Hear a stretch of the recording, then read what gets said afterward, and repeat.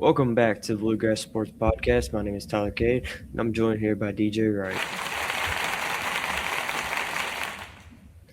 Today, we're going to cover a little bit of Murray State baseball and basketball, as well as EKU, WKU, Louisville, and Kentucky. So we're going to cover baseball and basketball for both of those all of those teams. Sorry, and then I have a lot of news to talk about with Kentucky, University of Kentucky in general, actually, because there's a lot of few recruits that we need to talk about with Kentucky basketball. We got to talk about Tyler Bell's return. We got to talk about Mitch Barnhart resigning as the athletic director. But first, we're going to get into WKU baseball. And as we see here, Drew is normally the one who covers Murray State for us. So let's see. They played. All right. We never got to cover their Sunday game. They won actually 20-4 against Mercyhurst. Great game. So that was a dominant performance. That was on Sunday, March 1st. On March 3rd, on Tuesday, they took a loss to Middle Tennessee 2-5. March 6th, they took a loss to UCF 3-8. They also took a loss to UCF 0-4. And today is Sunday as we're recording this. They play today. So against UCF, it's a 3-game series, and they've lost the 2 of their first 3. Now, today's the final and last game of the series, and they are playing here soon, I believe. I was seeing 11 p.m., but I'm not sure what their time zone is. I'm sure I did check earlier, and they do play at 11. Oh, yeah, 11 p.m. I was reading as 11 a.m. I don't know why. Yeah. But anyways, let's move on to Murray State basketball. So, unfortunately, I had bad news, but first we're going to cover Murray State. Took the loss to Bradley. And then moving on to the Missouri Valley Tournament, which is Murray State's conference tournament. They took a loss 92-79 against UIC. So, unfortunately, that was Murray State's last game of the season, and very unfortunate to see. We always hope that our teams in Kentucky go far, and tends to happen a lot. But, we're hoping that they'll get better next year. Any recruiting news we'll offer here weekly. Anything that I see, I'll post on social medias. So if you want to follow that, it's BG Sports Podcast on all of our socials. So if you want to look at that ever, free to do so. And DJ, do you have anything for EKU now? Yeah, so moving into EKU this week. So that Sunday game we didn't cover. It was still being played. They ended up taking the loss 3-11, and lost the series to Tulane 1-2. And then they moved on that week to play Kentucky in a 2-game series. Tuesday, they took the loss 0-10. Wednesday, they took the loss 4-8. We'll get into those games more when we move into Kentucky baseball. But then this weekend, they played a 3-game series versus Illinois State. They lost the first game 2-7. Won the second game 8-4. Then played their third game today at 12 o'clock, which they actually got the W today, 10-6. So EKU worked out right today and won the series 2-1. So good job on the EKU. Now we'll move into some EKU basketball. EKU played, sadly, their last game of the season as well, March 4th, Wednesday versus Stetson in the Atlantic Sun Conference tournament. They lost 76-92. So, yeah, they played they played Lipscomb in their final game of the season last, which I'm pretty sure I did cover in the last episode. So now we'll get into WKU with Tyler. So for WKU, they were finishing off their 4-game series against Indiana. On Sunday, they took the loss to Indiana. That made it a 2-2 series. So against the Indiana team, they went 2-2 on that series. Moving on to Tuesday of that week, they took the loss to Cincinnati 2-5. Moving on to Friday, against Indiana State, they won 6-5, which was a good win for them. Saturday, they unfortunately took the loss 6-11. So this is a 3-game series. It's 1-1 right now, and they play at 3 p.m. as of today, which is Sunday. So we'll cover that next week, and we'll tell you how the series goes with it being tied. Let's move on to WKU basketball. So earlier in the week, we saw that Western Kentucky defeated FIU. They took a big loss to FIU. I don't know why I said that. They took a loss 92-67. But for the bright side, I'll tell you the good news. WKU is a 3 seed in Conference USA tournament. They will play Kennesaw State at 8 p.m. on Thursday, March 12th. So this upcoming Thursday, WKU will play Kennesaw State. They will either play, assuming they win, they'll either play Jack State, New Mexico State, or Sam Houston. Which Sam Houston is a 2 seed, so that'd be a very difficult win for them. But very doable. This WKU team's a very good team, and they didn't really prove it last game, but we'll see. We'll see how it plays out on Thursday. And WKU is going to be playing a number 6 seed Kennesaw State. So that's really all I had to talk about with WKU. We'll update that through our socials, and we're going to root them on in Conference USA. Do we want to move on to Louisville baseball now? Yes. So Louisville played off against Morehead State, an in-state rivalry, March 3rd, Tuesday. They took the loss 13-5. Now, I'll give you some stats for that game. So Morehead State also, earlier on this season, beat Kentucky as well. So Morehead State has 2 good wins under their belt this early on this season. It says a lot about Morehead State. Yeah. Morehead State can win big games, and this is week play. It's not weekend play, it's week play. They can get good wins versus good teams in the week. Always a solid team. So for Louisville, Alex Alicia went 2 for 5 with a run. Lucas Moore went 1 for 5 with a run. Cade Davis 1 for 4 with a run.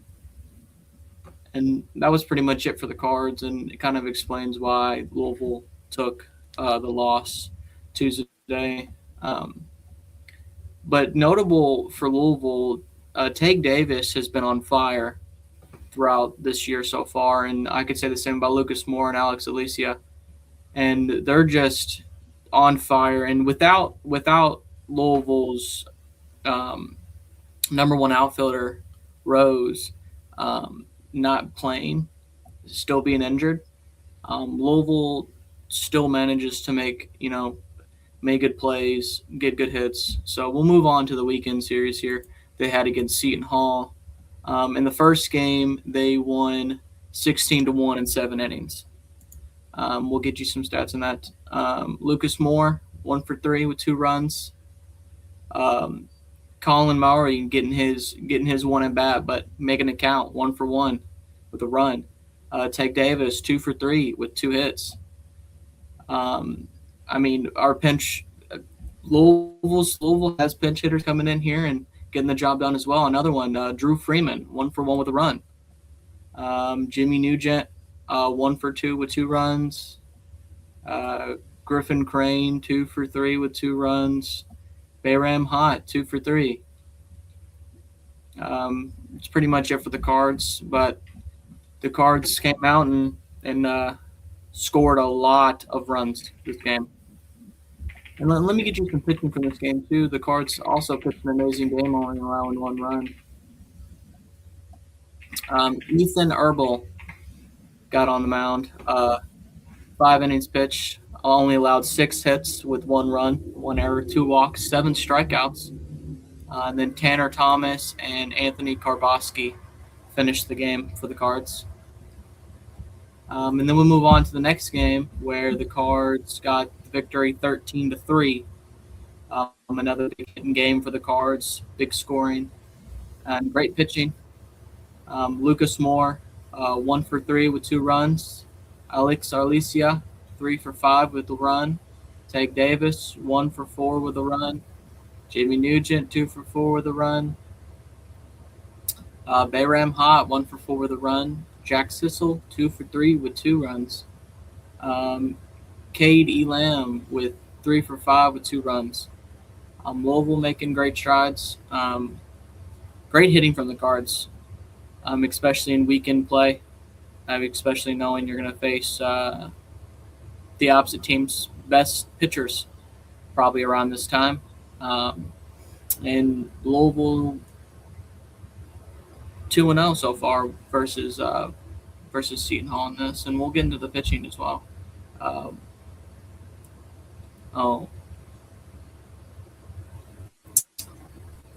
Same guys last time. I feel very bad. Oh man, Daniel Whiskey. Yeah. But he pitched 5 innings, only allowed 7 hits with 3 runs, 3 errors, 2 walks, and 8 strikeouts. Pitched a great game. Keesee Murphy came in, and then Kion Boyster came in to close, and both allowing 0 hits with 0 runs.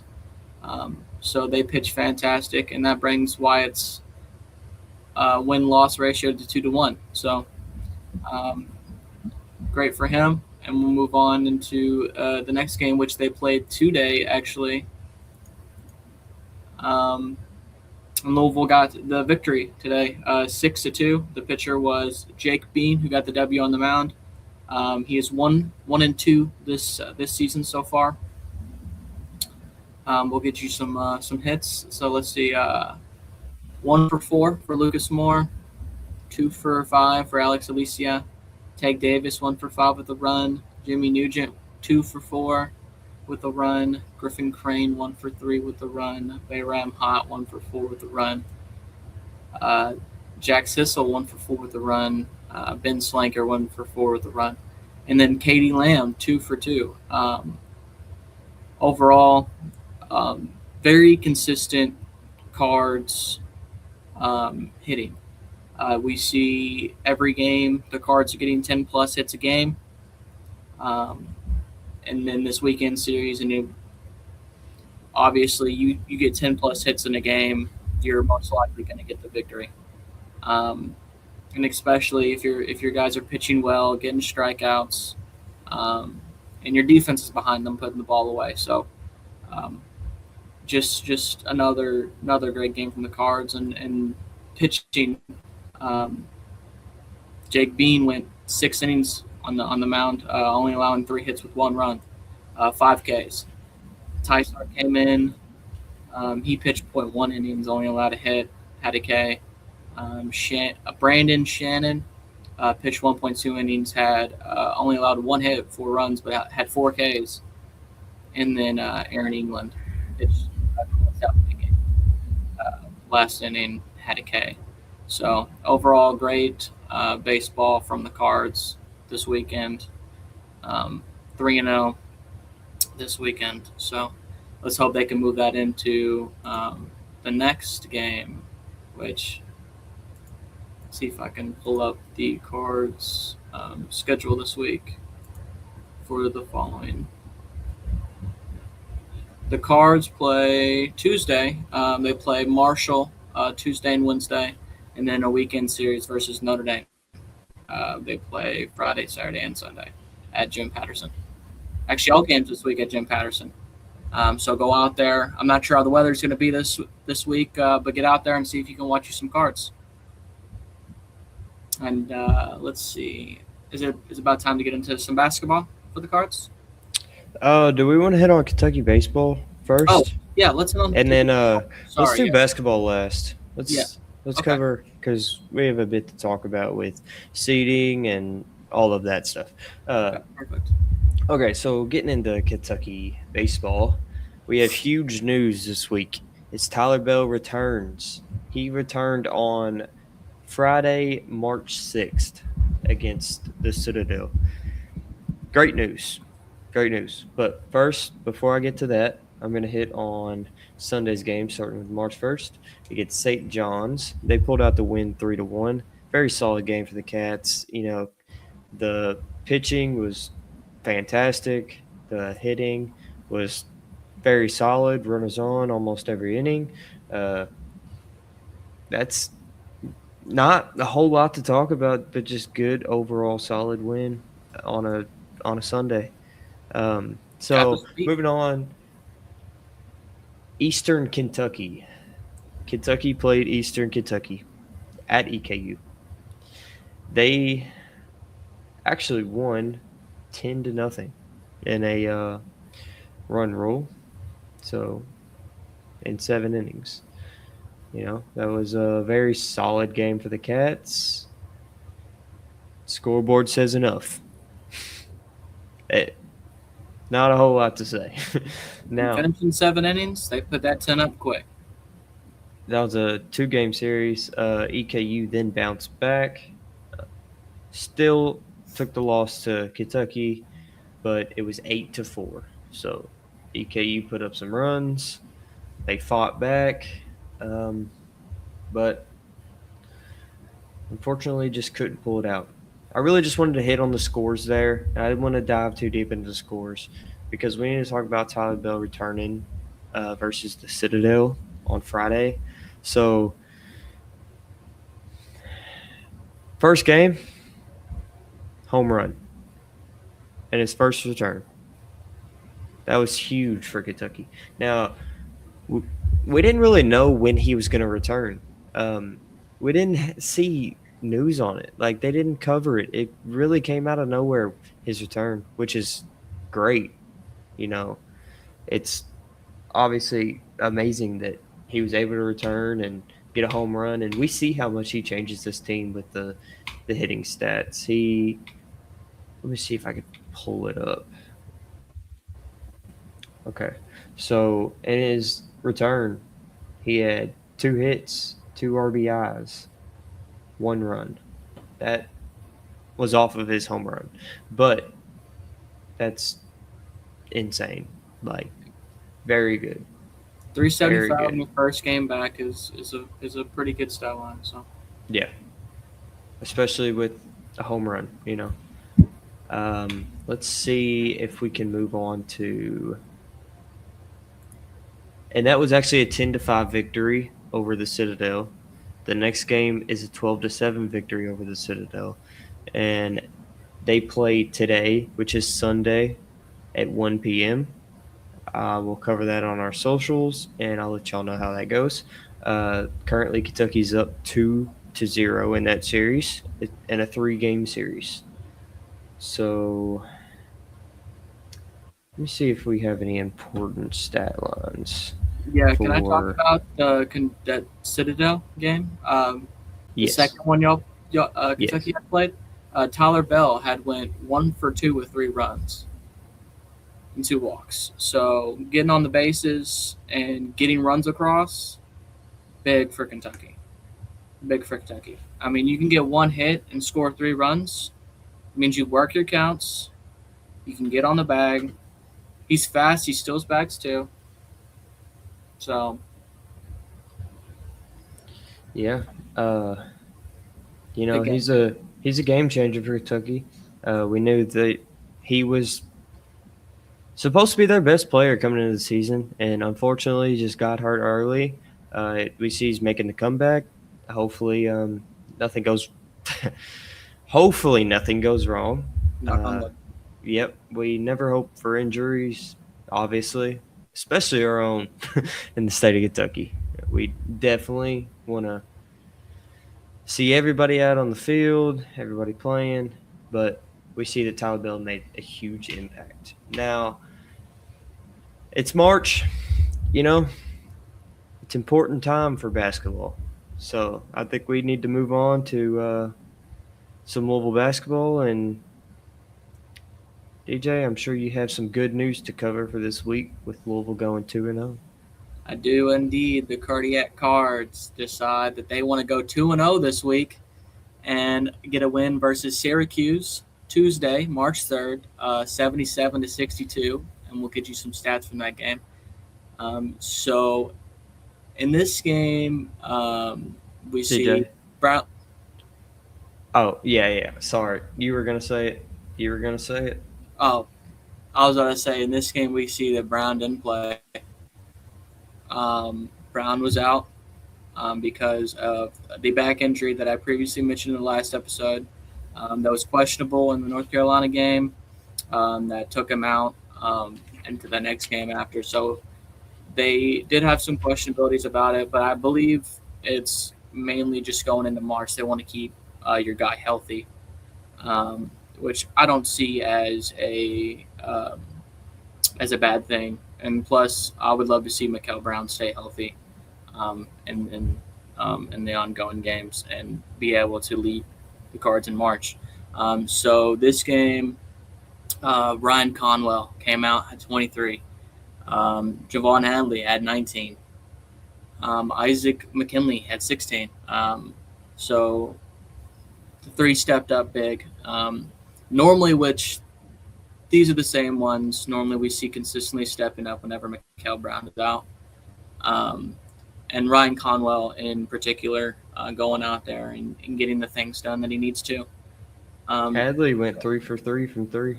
Yeah, Hadley also doesn't normally shoot threes. I mean, he does from time to time, but you don't see him shooting more than maybe 2 threes a game. So seeing him going out there and going 3 for 3, I mean, it shows why. We had a big lead this game too. The whole game actually. Did you watch this game, Tyler, as well? I did. What is your notes on this one? Because I think Louisville played fantastic. It was a overall great game for the Cards. See, I really think for Louisville to make a run in the ACC tournament as well as the NCAA tournament, they need to play exactly how they did against Syracuse and how they did against Miami. Miami was, a little bit more questionable, which we'll get into that. But Syracuse, they're not the best team. We know that. They're 6-11 in conference play. They're 15-15 in overall record. So, it was a prep game to get them ready for Miami. And they got ready. They pulled out the win against Syracuse, and they went into Miami and took the win. We'll talk about that in a minute. We will. I do want to give a note to Adrian Woolley, who has stepped up in the past 2 games whenever Mikel Brown hasn't been here. Maybe only scoring 8, but 7 rebounds. He's been getting in the paint, being more physical. Like I said in the previous episode, I would like Louisville to be more physical and just have more paint presence. And I feel like Woolley had brought that in the past and in the last 2 games. And so, Conwell going out there getting 7 boards himself. So, this game speaks for itself. So we'll go ahead and move on into this Miami game where Louisville took the W 92-89 over Miami. And this game was a scare, I will say. This game was a very close game. It was a great game. Another game where the Cards did not have Mikel Brown. But Conwell came out there, shined again. 24 points. Hadley with 16. McKinley with 15. Woolley came out here with 15. And Khalif off the bench with 8. So and he went 3 for 3, 2 for 2 from 3. So he's another guy who doesn't go out there and shoot as much, but when he's on, we normally can get the W. So Conwell went 7 for 14, 4 for 9 from 3, and had his 24 with 2 rebounds. Not as big of a pay presence this game. Not as many boards overall, but just more threes, and I think a better clean game. I'd say less turnovers than a normal game. Conwell had 3, but besides that, just 7 as a team. So I feel like Louisville played overall better in a cleaner game, just in transition and defense and getting around and getting to the basket was a lot more consistent this game than we've seen in the past. So, and what is your notes on this game, Tyler? Well, watching this game, it's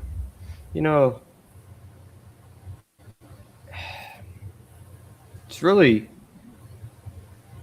see, Louisville had the lead pretty much the whole game till about late second half or mid second half.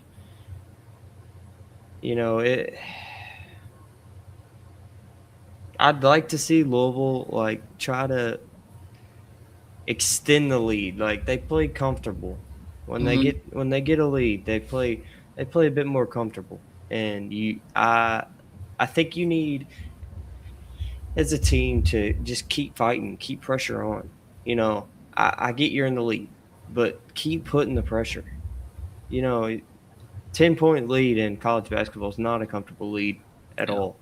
It's not. And we've seen teams come back in the last minute down 10. So, but overall, they pulled out the win in a high-pressure free throw situation. They shot their free throws. They made them. I think that speaks for itself. This team can go deep in the ACC tournament. And do we want to talk about that? Where does that put the Cards in this tournament? So they have a single bye, and they are the 6th seed.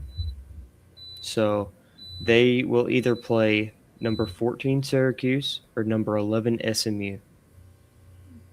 So that game, the SMU and Syracuse game, will be played on Tuesday. Okay. That will be a 4:30 game. So whoever wins that game, the Cards will take on. Okay. And Louisville will play at 2:30 against one of those teams on Wednesday, March 11th. It said 2:30. Yeah. So, assuming the Cards win that, we're hoping that Louisville goes in and takes the win. Louisville will play Miami. Again. So, that's going to be a tough matchup. But hopefully Mikal Brown comes back, and so I just want to look forward. So let's assume that everything goes as planned, right? Okay. Louisville wins SMU. Louisville wins Syracuse, and then Louisville takes out Miami. Where does that put them? So on this other side of the bracket, we have Pitt, we have Stanford, we have NC State, and Virginia. And to me, it looks like Virginia's going to pull it out.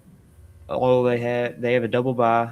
All they have to do is win one game to get to where they would play Louisville, assuming Louisville beat Miami. When's that? Right? No. That would be on Friday. So Louisville would be playing Virginia, which would be a very tough game. That is in the semifinals, though. Mm. So. And what's a likely finals matchup?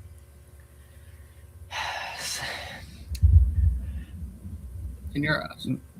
My honest opinion, Duke is the clear number 1 in the ACC. For sure. Now, I really think on the top side of the bracket, it's between 3 schools. It's Virginia, Miami, or Louisville. In the bottom, we have the top schools, Duke, North Carolina and Clemson. I think Duke will win out that. I think Duke will win out, go to the championship, and whoever they play on the top side of the bracket. So my prediction is that Duke and the Cardinals are going to be playing the ACC championship. I mean, I don't think that's too bad to say. I mean, different. Virginia is just going to be the ultimate decider. Yeah. I like what you said though with that Virginia. I think Miami. We've seen Louisville can beat a Miami team, but with Michael Brown, can they do the same thing? Now They will. I love They it. will. I love it. I'm bringing confidence. They will. I love it. But now they go into, say they play Virginia. It's a test for Pat Kelsey here too. Yeah, that would definitely be the possible game of the year. Pat Kelsey needs a huge win on his resume. So, could this be it? Could the ACC tournament be it? Really, this might have been the best case scenario for Louisville and their positioning because Syracuse, SMU, very beatable.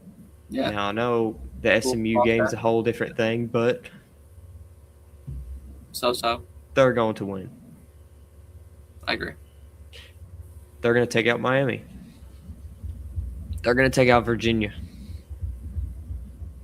It's the Blue Devils versus the Cardinals in the ACC championship. Can Pat Kelsey pull it off? And I think with Michael Brown, we take him. Now, Louisville had lost previously without Michael Brown, and lost with Michael Brown. But is this one of those in season? This is tournament time. Everybody turns up. Tournament time. Is it a step that Louisville can overcome if they get to that point?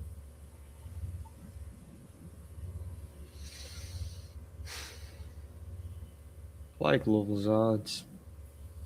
I really do. But that'll also I think they're in a good spot. I really do. But we're just gonna have to see. And the next time we're gonna talk, we're gonna see. And DJ, I want you to make your prediction. Who's gonna be in the semifinals? The semifinals? I think personally, I think Stanford takes out Pitt, faces NC State, loses to NC State. Virginia.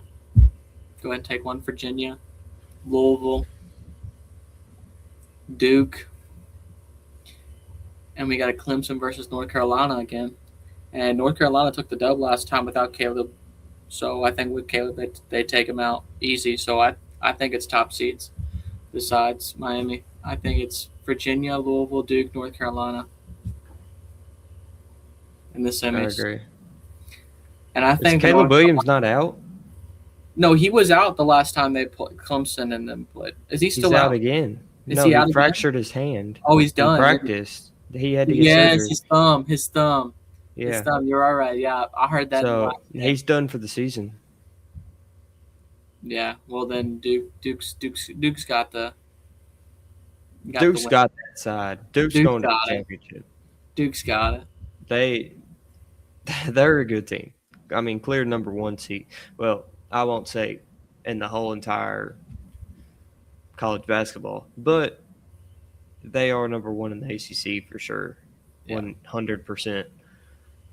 I could see it being – my prediction is that Virginia is going to be facing Louisville in the semifinals, and Duke's going to be facing North Carolina. I'm going to say that Louisville's going to beat Virginia in a close matchup down to the end. Duke's going to beat North Carolina in a blowout win. And Louisville is going to beat Duke in the ACC championship. we'll have to see when it comes down to it. That would be the game of the century right there. That'd be a good win. That'd be a great win for the state of Kentucky. That'd be a great win Very, for the state of Kentucky. very, very, very good win. So I just kind of want to talk about. Okay. Well, before I move on, do you have anything else to mention about Louisville basketball? No, I think that's it for the cardiac cards. All right. So your just to make sure, your prediction is that Louisville will beat SMU and Syracuse or Syracuse. Yes. I agree. I think we'll see them playing Duke. I agree. In the ACC championship. But moving on to Kentucky sports news. First, I want to cover Hardly Gilmore recommitted to Kentucky. So originally, he transferred to Louisville in the transfer portal. He committed to Louisville. Then he flipped to Baylor. And then now he signed with Baylor and then flipped to Kentucky.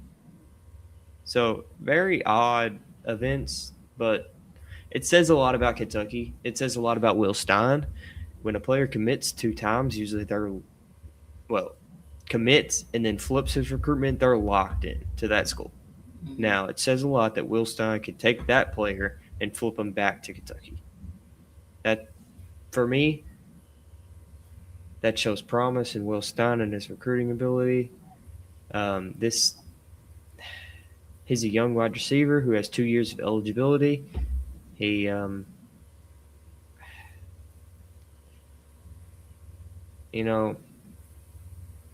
that's really all I have to say about that. Unless you have any more takes, DJ. No. I don't know much about the kid himself. I did hear obviously bouncing around from commitments, but if you're going to recommit to somebody, you're set in stone with that team, especially after moving around, making decisions too. As a kid, I just understand where he's at, and if he's going to switch back and stay at Kentucky, I think he'll be a solid pickup anyway. So it's a W for Kentucky. And then for Kentucky basketball, I have 2 recruitment updates. The first one is Mark Pope was seen with Dink Pate, which is a G League point guard. And he's supposed to be a very good point guard that Mark Pope was recruiting from the G League. He's a top NBA prospect. Now, this would be a huge get for Kentucky. I know Dink Pate has showed major interest in coming back to college, and that's why Mark Pope is pursuing him. He's wanting to get Dink Pate on Kentucky's roster this following season. We'll have more news on that later this week. I feel like I will put news on our social medias out, and Sunday I'm sure I'll have a lot more to talk about as things move on. Now, the number 1 recruit in the freshman class for next year, Tyron Stokes. We need to talk about him for a second. So, news has gone back and forth from Kentucky, Kansas. Tyron Stokes put out an official statement that he has not said anything about his recruitment, but meaning he never leaned a certain way. Now, the head coach of Tyron Stokes High School talked to someone at ESPN, and they said that Tyron Stokes is planning a visit to UK after the season ends. So for Kentucky, that's promising news. Doesn't mean a whole lot. It just means he's coming to visit again. Could be a final, making sure we're locking down, making sure it's the right school for him, or it could be he's committed to Kansas and he's making sure that Kentucky's not going to flip him. You know what I mean? So it's really – the news is we're just gonna have to see because you never know. With high school kids, they have parents in their ear, they have coaches in their ear. There's there's a lot of unknowns until they truly commit, and even when they do commit, oftentimes they flip. Mm, So for sure. there, I just wanted to hit on that for a second.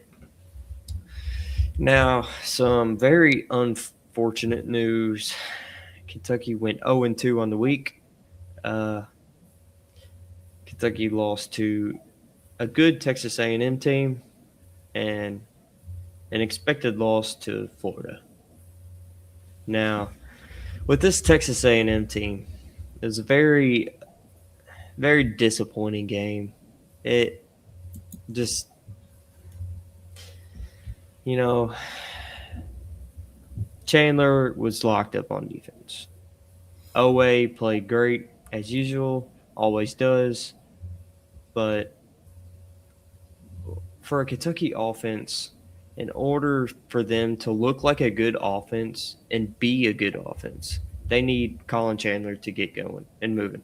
And I think that every team has started to catch on to this. So, you know what they're doing? They're putting their best defender on Colin Chandler and face guarding him for the 3-point line, which is exactly what you'd do if you're in another school. And it happened twice this week. So, as moving on to the SEC tournament, I feel like that's going to be a strategy for every other team, and that's going to be a challenge for Mark Pope. See what he does to overcome that. Maybe he throws in, man. I mean, there's not a whole lot that you can do with the bench. I was going to say maybe he threw in Trent Noah, but Trent Noah's lacking on defense. But I'm just going to read some stats really quick. Take it away with 24 points, 3 for 5 from 3, 9 rebounds, 5 assists. Unfortunately, 3 turnovers, but he got that back with 3 steals. Now, very solid game from Owe. 37 minutes, exactly what you need from him. You need your star player playing as much as possible. He had great – he was great this game, other than the 3 turnovers, which that's a whole nother thing. Now, Denzel Aberdeen, he was off tonight from 3, shot 0 for 3 from 3. He finished with 9 points, but he made up for it with his assist. He had 1 turnover on 8 assists. That's a very good assist to turnover ratio. He had 3 rebounds. Now, Colin Chandler, he had 3 points. He went 1 for 5 from 3. He had 4 rebounds, 3 assists, 2 turnovers. It was an okay game from Colin Chandler. Obviously, going 1 for 5 from 3 from your best shooter on the team is not how you're going to win a game. But you can't put the blame on Colin Chandler. I mean, players are going to have off nights. Players are going to get locked up whenever you have a team just going at the shooter. Like, Kentucky's star shooter is Colin Chandler. Yeah. So Texas A&M knew that. Mm-hmm. That's why they guarded him the whole game the way they did. Now, Malachi Marino had 5 points.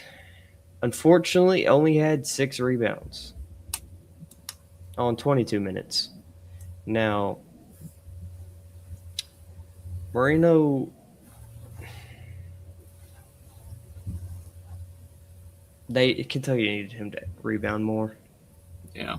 They really did. I agree. Now, I mean, 2 offensive rebounds. That's good, but we need more offensive rebounds. Mm-hmm. Diabate on the bench was 7 let's talk rebounds. Let's talk about Diabate. Diabate played a great game. Oh, fantastic game. Yeah, I was going to hit on that in a minute once we got past the starting lineup. Can I ask you a question? Yeah. Why is Mohamed Diabate not playing over Andrei Yelovich? I couldn't tell you. I mean, but if you're looking at these stats, I mean, nobody else could tell you either. Like, I'm not understanding it. 19.7 rebounds. I mean, Going out there and getting the job done. You would think that just looking at stats and Mark Pope being a statistics guy, that you would play your players who impact the game the most. Yeah. But that didn't really happen because Mark Pope seems to like this Denzel Aberdeen, Otega Owe, Colin Chandler, Malachi Marino, Andre Yelovich lineup. I think that's what he's going to run with in all of March. Every game that Kentucky plays from here on out, we'll have that starting five. But Diabate, if he played the way he played in this game, he needs more minutes. Yeah. He's the only one that actually tries on the glass. Now, Malachi Marino tries, but he's undersized right now. Yeah. He's a freshman. He's going to get bigger. He has a lot of promise in his game. But unfortunately, he's just not strong enough right now. I'm sorry. Not to say he won't be strong enough. And Kentucky definitely needs to do whatever they can to keep him at Kentucky. But that's – what do you have, DJ? I was going to say that earlier as well. Diabate did play 22 minutes over Yelovich's 12 off the bench in that Texas A&M game. But still coming off the bench, I feel like they should start Diabate. I agree.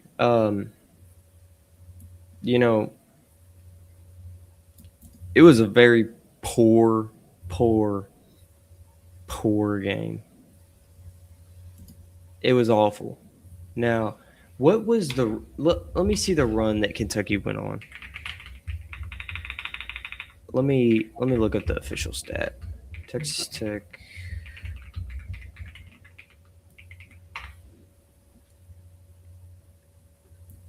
Let me see. It told me to.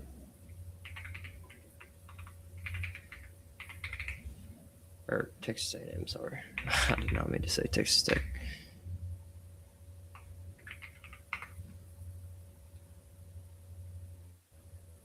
It was a 27-3 run.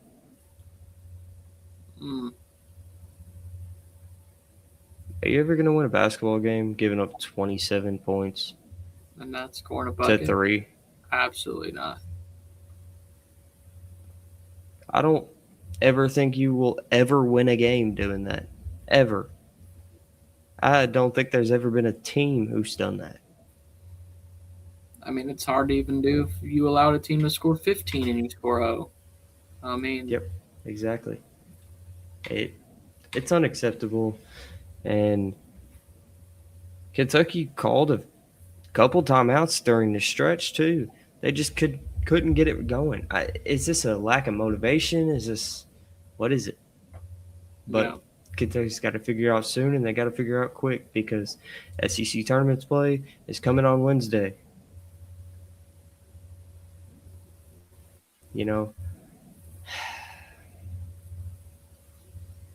I think we just need to move on to the Florida game. Yeah. Kentucky takes a loss, 84-77 against the Florida Gators. Now, one thing I'm going to start off with is Florida is by far the number one in the SEC. They are up there in the top 5 100% alongside Duke, Arizona,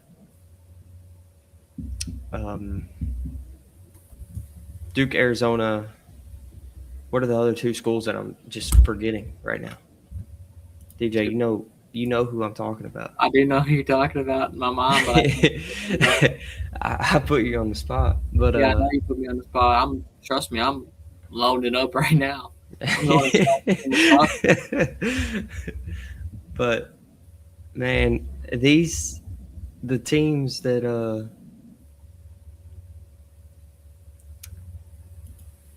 did you figure that out yet? It's all good if not. I'll move on. Trust me, I'm there. It was just taking a minute. Trust me. It was what? It was just taking me a minute. Trust me, we're getting there. Okay. You want top 25? Or do you want Yeah, there's a couple teams that I'm thinking of. conferences or top 25? AP top 25. AP top 25. Michigan and UConn. Michigan. That's what I'm thinking. Those are the Michigan. two teams that I was thinking. Now, UConn's a different story. But I think the top teams right now in college basketball, Duke, Arizona, Michigan, Florida, by far. Yeah. Now, let's see game stats here. All right. Just had to make it known that Florida's a good team. Now, Kentucky started off with a 0-11 Florida started off with an 11-0 run. Slow starts every Kentucky basketball game. Every time you turn on a Kentucky basketball game, more than likely they're going to be down. And under Mark Pope, that's happened way too much in SEC play. Now, I'm not going to get into the whole Mark Pope thing right now. We're going to talk about that after season because there's a whole lot that we have to see going into March. That's an after season conversation along with the new AD, which we'll talk about right after this game, actually. But, let's look at some stats. On senior night, Otega Owe dominates with 28 points, 4 for 8 from shooting, or from 3. He had 5 rebounds, 2 assists, 1 turnover, 1 steal. But very dominant game from Otega Owe. Aberdeen had 15 points. Unfortunately, shot 1 for 6 from 3-point. He had 5 rebounds, 4 assists, 1 turnover. Now, he had a slow start. First half wasn't there, but second half he got it going, which is very important for Kentucky. Colin Chandler was very off. Like I said, he was being guarded the whole game. I believe they had Xavier Lee on him the whole game, but he's a fast, shorter point guard who just followed him around the perimeter, which we know that's what Colin Chandler's good at. I believe his 2 points were off a fast break dunk. Now, let's talk about our big men in this game. Malachi Murno was 6 points. He had 6 rebounds, 4 assists, 4 turnovers. So 4 turnovers are going to get you killed. 1 steal and 2 blocks. So Marino, very good player. He was just undersized against Chinyelu because Chinyelu is obviously a very dominant inside big that Malachi Marino could be, but he's not there. Now, Yelovich at 7 points, went 1 for 3, 4 rebounds, 2 assists, 1 steal, 1 block. Not a terrible performance for Yelovich. Not terrible. Diabate coming off the bench with 10 points.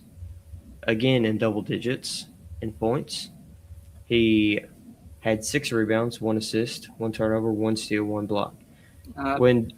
Wanted to say, I'm sorry to cut you off. I wanted to say that he is doing this with 17 minutes played, Malachi Marino with 27, and Yelovich with 20. So minutes being lessened by, Yelovich is playing 3 to 4 more minutes, and Malachi Marino is playing 10 more minutes, and he's getting the same stat line. So it seems like when Diabate comes into the game, they kind of ramp up their defense and energy a little bit because Diabate's on the glass. He's grabbing rebounds. He's creating the fast breaks. He's playing the defensive game that you're expecting a Mo Diabate type of player to do. Mm-hmm. Now, Kentucky kind of closed the gap at the end, but it wasn't time ran out. Yeah. Basically time ran out. Kentucky actually outscored Florida 45-35 in the second half. Yeah, second half looked great. But, to be honest, when you're starting off and you're letting an 11-0 run for your opposing team, starting off, before the game even got on TV, by the way. The game, when it first got on TV, Florida was already up 11-0 in 3 minutes. Can't do that. Yeah. Now, post-game, for Kentucky on this game. Andrea Yelovich had some comments that I want to read to you, DJ. Okay. I just want to get your opinion on these comments right here. Andrea Yelovich, in quote, I'm just going to read you the full quote. Everyone plays at the same pace that we do. Everyone plays Monday, Tuesday, Wednesday. That's not the problem. Some guys don't touch the ball for 2 to 3 minutes, and they just need to be mature, not be childish. Know the game will come to them and not force it. I like that. So it seems like he's talking about somebody in specific. Yeah, I don't want to name players because I'm not going to create a false narrative going around. But see, that type of quote makes me think that there's maybe slight problems in the locker room. Yeah. And obviously in a team this close to March, you can't have that. Those have got to be solved way before January. But they're here, and maybe there's nothing in the locker room. Maybe all the problems are – maybe he just said that because he was mad after a loss, you know. Yeah, Whatever. He definitely sounds frustrated within this too. But great quote. I don't disagree with the quote itself. I mean, that's just playing basketball. Yeah. And that's how you're going to win ball games. You know, don't be selfish, share the love. And you're going to make something happen. So, with that being said, let's talk about Kentucky's bracket. Let me see if I can pull up the SEC bracket because Kentucky will play on. Oh, sorry. Kentucky's going to play on Wednesday this week, which is the first time that's happened in, I believe, school history. So, first round for Kentucky in school history, which is unacceptable. Let me see. It's a game versus LSU, 12:30. Yes. Number 16. There it is. Okay. So, Kentucky's beaten this LSU team before. You know,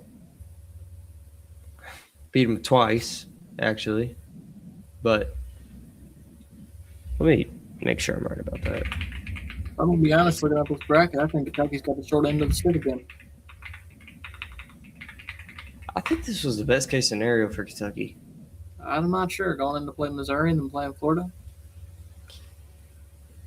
But see, you want my opinion on it? Okay. Yeah. I would rather play Florida again than play Arkansas or Vanderbilt or Tennessee again that quick. Yes. Because, you know, say for some reason, you know, say Kentucky beats LSU. Okay. They beat Missouri. Now, obviously, this is where Kentucky is probably going to hit a brick wall and not go any farther. But let's say for some reason Kentucky defeats Florida. They're probably going to play Tennessee or Vanderbilt. Yeah. Now, I mean, Kentucky has already beaten Tennessee 2 times, so that'd be a hard game to win. Yeah. Vanderbilt, they're one for one, so I could see it going either way. But I think this was the best case scenario for them. If you're going to win, get it out early. Yeah. Get the Florida win out in week 3. Now, it was very unfortunate because if Kentucky would have beat Florida last week, they would have had a double bye instead of having to play on Wednesday and Thursday. So they would have just had to play Friday, but now they have to play Wednesday, Thursday, Friday, Saturday. And Sunday if they win. And Sunday, yes. If they wanted to make it through the whole tournament, Wednesday, Thursday, Friday, Saturday, Sunday, the whole entire tournament. It's going to be hard to do. Yeah. But I do agree with what you said, though. I do agree that If you're going to take out a team, take out Florida early, and if y'all could Yep. manage to do that, I feel like Kentucky could beat the other teams. Because if you're taking out Florida, you're saying that you could pretty much beat anybody in the Yeah, SEC. yeah, for sure. So, and we know Kentucky can do it. They've hit high points in the season. They've also just hit low points. Kentucky is a roller coaster this year. Do you agree with that? I agree. I Like think Kentucky, very up, down, up, down, up, down. yeah, I think Kentucky could have won last game if they wouldn't have let them go on so many runs. I agree. I agree. They kept closing the gap, just couldn't run away Yeah, with it. yeah, that's all it was. If they wouldn't have let them score, 10 to 15 unanswered points, then Kentucky could have won that ball game for sure. I agree. Now, is that all you had to talk about with Kentucky basketball? I do. Do you want to get into Mitch Barnhart? Yeah. So, Mitch Barnhart is retiring as Kentucky's athletic director for University of Kentucky. Um, he was the athletic director for UK for 24 years. He made some amazing hires. He made some questionable hires, but a lot of people would argue that his amazing hires outweigh his questionable hires. Now, we're still waiting to find out about Mark Pope. We're still waiting to find out about Will Stein, but that's a whole nother thing. NCAA sports are evolving. I think Mitch Barnhart knew that it was his time as Kentucky kind of moves into an NIL era in college basketball and college football. As every team does. Like every team is starting to move forward with our program. You have to adapt. Like that is the thing with college sports. It's always evolving. Sports in general are always evolving. You have to adapt. And we're going to see what it looks like for Kentucky, and we're going to see how they go about hiring a new athletic director. I've already heard a few things, which I've been diving deep into finding out, like who is on Kentucky's list, but there's no information out there. Like there's a little bit. Like I know Eli Capilouto, which is the president for UK, has mentioned things about how they have a board and they're going to get people together to make a hire. Also, Mitch Barnhart went on television or media, and he basically said that he wanted Kentucky to make their own decision, and if they had advice, he would give his advice. If they wanted advice, he would give his advice. But if they don't want his advice, he's just stepping back. Unless they ask for his advice, he's going to step back and let Kentucky make their own hire, which I think is very smart for them. I think that's an extremely smart thing to do from his perspective. Just let the university do what they do and have no negative feelings towards it. I think very smart. Another thing, Mitch Barnhart was offered $950,000 a year for a special position at UK,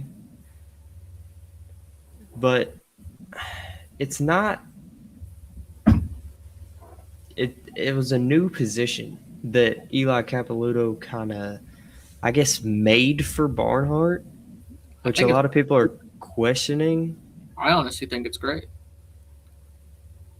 Yeah. I think keep Mitch inside the Kentucky organization. I mean, obviously, you hand the reins over to somebody else, but I think he is an asset to Kentucky Athletic. And he still has connections. And I think if you let him go, I think that's a big mistake. I think if you let him go entirely and lose connections with him, I think Kentucky goes in a different direction. But I do believe if you stay with him, just keep him in the organization. Don't give him the reins for being athletic director. Just keep some of his decisions in, his ideas, but move on to somebody that can keep up with the times. I think Kentucky moves on in a great direction. I agree. It's it's kind of hard to know where Kentucky's going to go from here. You know, the Kentucky sports in general, it's at a very odd place because Kentucky's moving into a new football coach, which they haven't seen in over 10 years. Their basketball coach is about to enter year 3. A lot of people have doubts about him. A lot of people are still promised by him.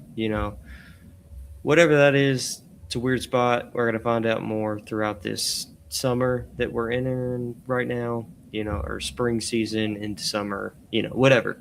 Mhm. I'm also very excited to see football season here soon. Yeah. Not soon, but, Somewhat somewhat soon. Somewhat. I mean, we're going to see practices. I think we're planning on going to some events maybe. Yeah, Hopefully sure. some insider practices. That'd be And nice. we can get some interviews with some players, and who knows? If we do that, we'll definitely be on our socials, on our Mhm. TikTok, Instagram, Facebook, Yes, X. everything is on our socials. Just keep updated, keep looking, check every day. We always will let you know new information. In case you did not hear, we are on Apple Podcast, Amazon Music, Spotify, I heard and radio. iHeartRadio. Yes, and iHeartRadio. So if you would prefer to listen through any of those, feel free to follow us on any of those platforms or on all of our platforms. We will follow you back if we see that you're engaging with our content and stuff, because we really appreciate it. We're starting to build and build and build, and we see growth, and we really appreciate it. DJ, do you have anything more to add? No, I think that's it. I think you did great. All right. Well, I appreciate it, and thank you guys. I'll see you next Monday at noon on 12. Noon at 12. There we go. Yes. There we go. Did you let Said that every- wrong.